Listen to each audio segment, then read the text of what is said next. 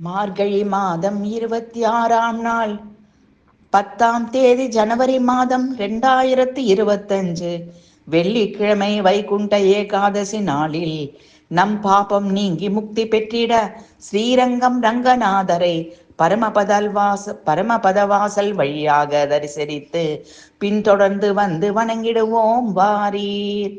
மகாவிஷ்ணுவின் உடலில் இருந்து வெளிப்பட்ட சக்தி பெண் உருவம் எடுத்து அரக்கன் முரடனுடன் போரிட்டு வெற்றி பெற்றதால் அந்த பெண்ணுக்கு ஏகாதசி என விஷ்ணு பெயர் சூட்டியதால் ஏகாதசி என்ற பெயர் வந்ததே.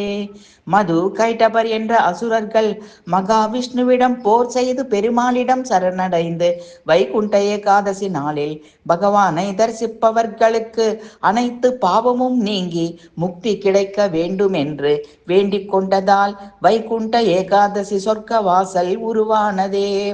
வைகுண்ட ஏகாதசி நாளில் திருவரங்க வடக்கு வாசல் வழியாக அர்ச்சாவதாரத்தில் பெருமாள் வெளிவரும் போது பெருமாளை தரிசிப்பவர்களுக்கும் பின்தொடர்ந்து வருபவர்களுக்கும் அவர்கள் தெரிந்து செய்த பாவங்கள் அறியாமல் செய்த பாவங்கள் யாவும் நீங்கி அவர்களுக்கு முக்தி கிடைத்திடுமே.